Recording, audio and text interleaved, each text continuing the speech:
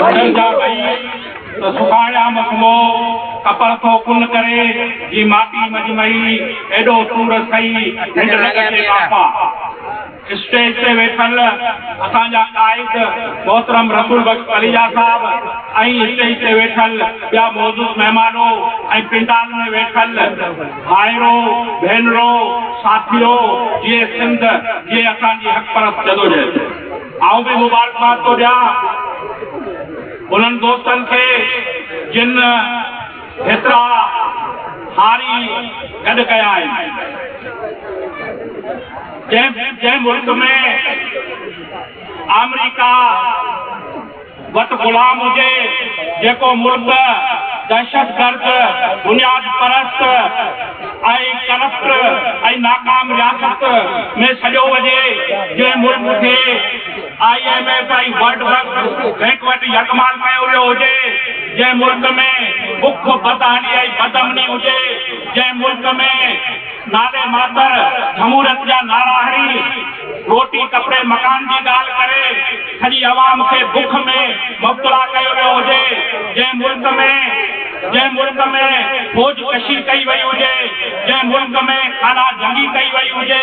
उन मुल्क के हालतन में तव्हां हज़ारे हारी साथियों भेनरुआ जी गॾु थिया आहियो तव्हांखे सलाम तो पेश कजे उन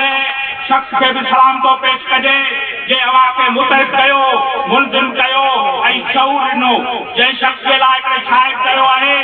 त शऊर हिकु शख्स थियो रसूल बख्श थियो मुंहिंजा साथियो ये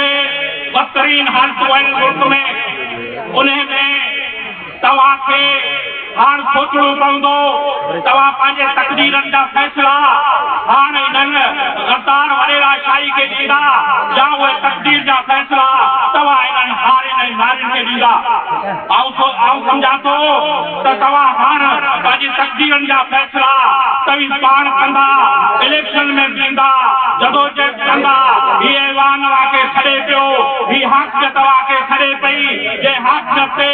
ताज़ा हाकिम हुजनि जे हाकिमियत ते गद्दार वॾेरा शाही हाकिम हुजे हाणे इहा हाकिमियत तव्हांखे छॾे रही आहे हीअ ऐवान तव्हांखे छॾे रहियो आहे तव्हीं मुतहद थियो तव्हीं मुलज़िम थियो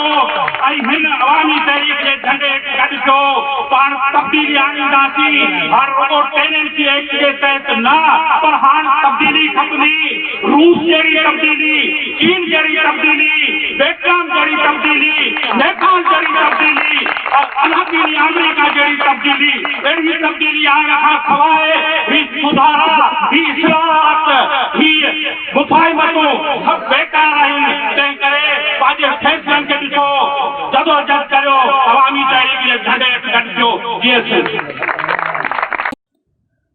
For more such updates, subscribe to our channel Tehreek Media